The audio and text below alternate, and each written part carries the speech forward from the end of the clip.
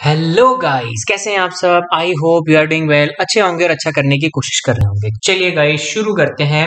MPPSC 2022-23 की prelims के लिए हम बात कर रहे हैं हमारे जो एमपीपीएससी प्रीलिम्स यूनिट 10 है ना, उसके बारे में। ठीक है, तो उसमें हम 5 से 6 वीडियो कवर अप कर चुके हैं और अब आज हम बात करेंगे हमारे नीति आयोग के बारे में।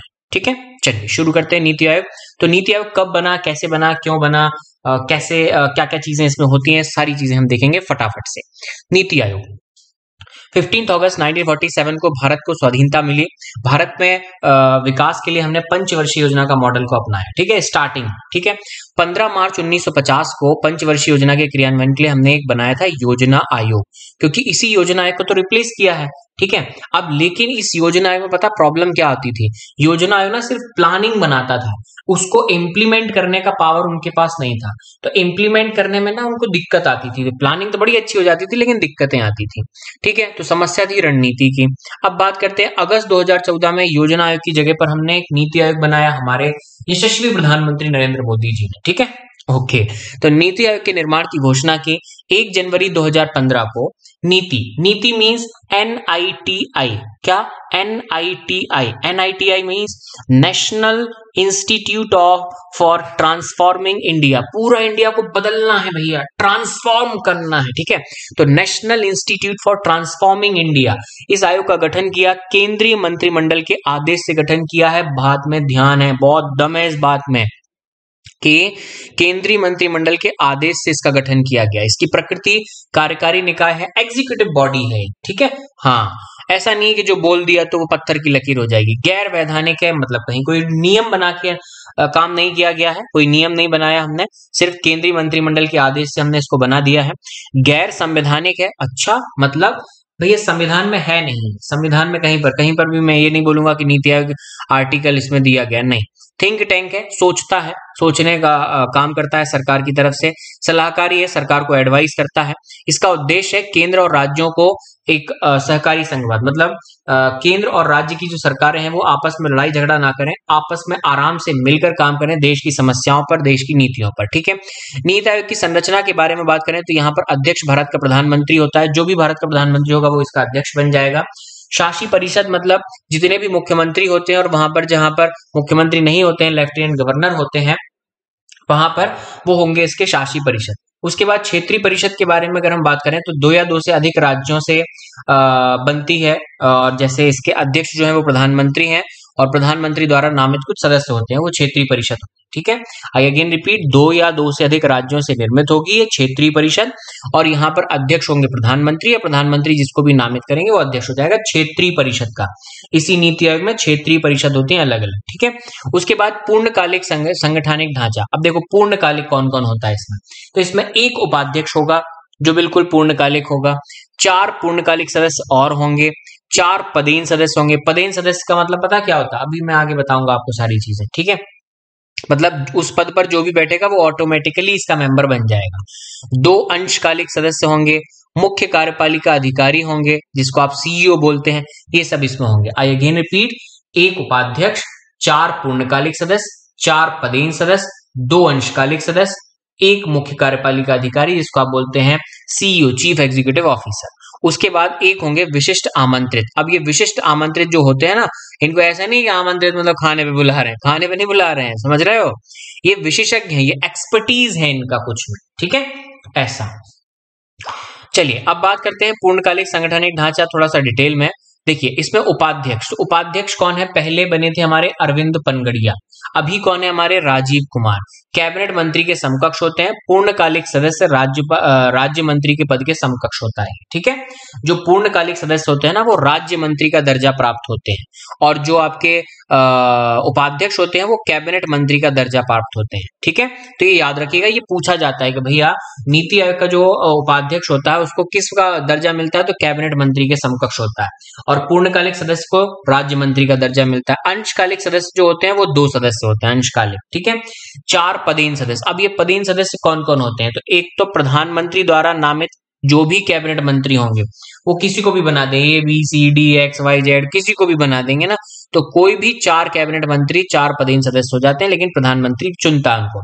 मुख्य कार्यपालिका अधिकारी मतलब सीईओ, ये कौन होगा? ये एक फिक्स टाइम पीरियड के लिए होंगे, एक निश्चित कार्यकाल के लिए होंगे और इनकी नियुक्ति प्रधानमंत्री ही करता है, ठीक है। और ये भारत सरकार के सचिव के समकक्ष होते हैं। वर्तमान में अध्यक्ष कौन है? अभी नरेंद्र मोदी। उपाध्यक्ष कौन है? हमारे डॉक्टर राजीव कुमार है, अर्थशास्त्री है। मुख्य कार्यपालिका अधिकारी हमारे अमिताभ कांत है। पूर्णकालिक सदस्य के बारे में अगर हम बात करें, डॉक्टर विनोद पाल, ठीक है। लोक स्वास्थ्य विजय कुमार सारस्वत, पूर्व डीआरडीओ सचिव हैं ये। रमेश चंद्र है, कृषि विशेषज्ञ। ये देखो, ये चीज अगर चेंज हुए होंगे, जिस टाइम वीडियो बना रहा हूं उस टाइम यही है, अगर चेंज हुए होंगे तो आप देख लीजिएगा, ठीक है। उसके बाद पदेन सदस्य हैं राजनाथ सिंह, रक्षा मंत्रालय, निर्मला सीतारमण, वित्त मंत्रालय, अमित शाह, गृह मंत्रालय, नरेंद्र सिंह तोमर, केंद्रीय मंत्रालय, मतलब इनके पास कृषि मंत्रालय है। विशेष आमंत्रित सदस्य में नितिन गडकरी हैं, सड़क परिवहन मंत्री हैं, श्री राव इंद्रजीत सिंह हैं और पीयूष गोयल है, ठीक है। तो ये एक बार आप ध्यान, अब सारे नहीं पूछे जाएंगे आपसे, कुछ कुछ पूछे जाएंगे, ठीक है। हाँ, उसके बाद नीति आयोग के अगर हम 2 प्रमुख हब के बारे में बात करें तो इनके 2 हब बनाए हुए हैं। किस चीज का हब है भैया? Team India hub. तो इसमें जितने भी मेंबर है ना, मतलब सारी राज्य सरकारों के हमने सीएम मिला लिए, लेफ्टिनेंट गवर्नर मिला लिए, प्रधानमंत्री मिला लिए, पूरे सेंट्रल गवर्नमेंट की कैबिनेट मिला ली, तो इन सबको हम क्या बोल रहे हैं? टीम इंडिया के जैसे काम करेंगे। तो राज्य और केंद्र के बीच इंटरफेस का काम करता है ये टीम इंडिया हब। तो आपसे पूछा जाएगा भैया नीति आयोग के कितने हब है, तो आप बोलेंगे 2। कौन कौन से? एक है टीम इंडिया हब, किस किस को मिलकर बनाया गया है? तो केंद्र सरकार और राज्य सरकार दोनों को मिलाकर। ओके, उसके बाद नॉलेज एंड इनोवेशन हब, इसमें जिसको जो भी बात आती हो, जिसको जो भी चीज में एक्सपर्टीज हो, तो नीति आयोग के थिंक टैंक के जैसे काम करता है किसी भी टॉपिक पर, ठीक है। तो ये याद रखिएगा। अब बात करते हैं नीति आयोग का उद्देश्य क्या है, बेसिकली क्यों बनाया।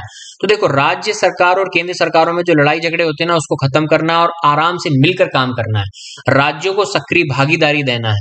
इसमें जो रणनीति है वो बनाने में आसानी होगी, क्योंकि इतनी सारी राज्य सरकारें मिलकर सोचेंगी तो गलत थोड़ी सोचेंगी। उसके बाद ग्रामीण स्तर की योजना, एक उसके लिए हमें सिस्टम डेवलप करना है। सेंट्रल गवर्नमेंट बहुत सारी चीजें गांव के लिए सोच लेती है, बट स्टेट गवर्नमेंट उसको इम्प्लीमेंट नहीं करती, तो मजा नहीं आता फिर, ठीक है। समाज के पिछड़े वंचित वर्गों का विकास उससे होगा। उसके बाद एसडीजी मतलब सस्टेनेबल डेवलपमेंट गोल जो है ना, हमारे सतत विकास लक्ष्य जो है, ठीक है, पर्यावरण को ध्यान में रखते हुए उनकी प्राप्ति के लिए मेनली नीति आयोग काम कर रहा है। नीति आयोग के अगर हम मार्गदर्शक सिद्धांत के बारे में बात करें तो ये किस किस चीज को चाहते हैं, तो देखो, सबसे पहले बात तो ये अंत्योदय, मतलब जो अति गरीब है, जो बहुत ही ज्यादा पिछड़ा तबका है, उसको आगे लाने की कोशिश है, उसको सहारा देने की कोशिश। अगर हम उसको सहारा नहीं देंगे ना तो हमारा डेवलपमेंट नहीं हो पाएगा। उसके बाद अभिशासन, मतलब हमारा जो एडमिनिस्ट्रेशन है ना, एक तो होना चाहिए अच्छा, मजबूत, साथ ही साथ फास्ट भी होना चाहिए, ठीक है। जैसे डिजिटल इंडिया, चीजें तेजी से हो रही हैं। आधार कार्ड बनाना, कोई भी काम है तो तेजी से हो रही है। समावेशिता मतलब सभी मिलके काम कर रहे हैं, ठीक है, सभी लोग आपस में एक दूसरे के साथ मिलकर काम कर रहे हैं। गांव पर बहुत ज्यादा फोकस करना है इनको। जनसंख्यात्मक लाभांश, मतलब अपने पास इतनी बड़ी वर्क फोर्स है तो इसका प्रॉफिट तो उठाओ, उसको बोझ मत समझो उस जनसंख्या को, हमें उसका लाभ लेना है। उनको अलग अलग स्किल सिखाओ, इसलिए हमने स्किल इंडिया स्टार्ट किया कि इतने सारे लोग हैं, इनको स्किल सिखाओ, स्किल सिखाएंगे हम काम करेंगे। जन सहभागिता, सभी लोग आपस में मिलकर काम करें।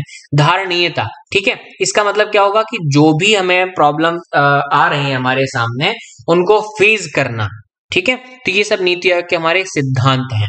उसके बाद नीति आयोग की अगर हम शाखाओं के बारे में बात करें तो एक इनकी रिसर्च विंग है जिसको आप बोलते हैं शोध शाखा।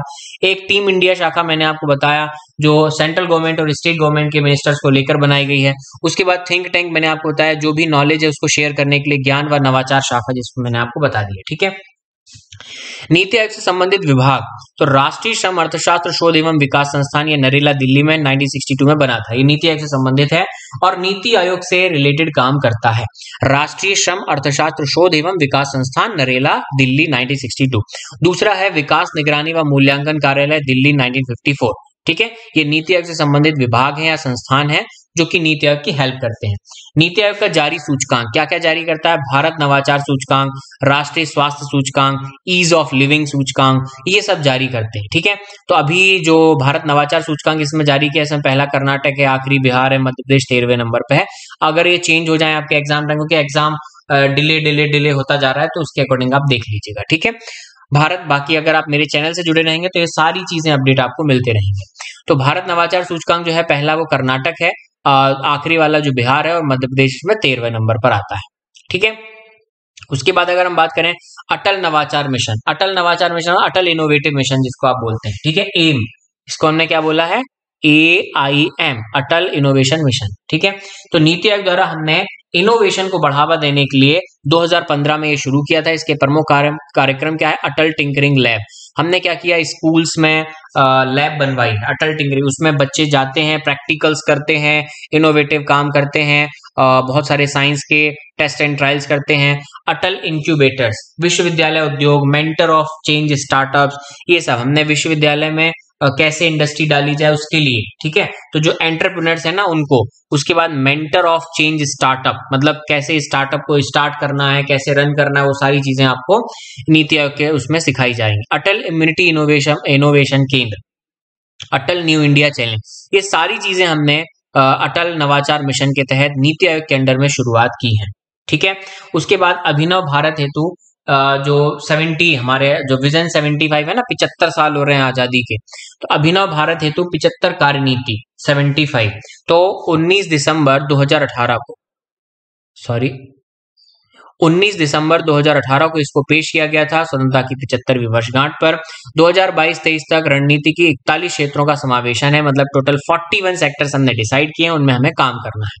ठीक है, 2022-23 से। बस ये सारी चीजें डिले हो गई हैं क्योंकि कोविड आ गया, बहुत सारी चीजें आ गई, दिक्कतें आ गई। ठीक है, अच्छा, नीति आयोग की रूपरेखा 15 साल का इनका एक प्लानिंग है, 7 साल की भी एक प्लानिंग है, और इनका एक कार्यकाल है 3 साल का।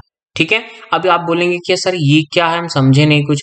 मैं आपको बता, ये इन्होंने एक ड्राफ्ट बनाया है 15 साल का कि 15 साल में ये काम करना है।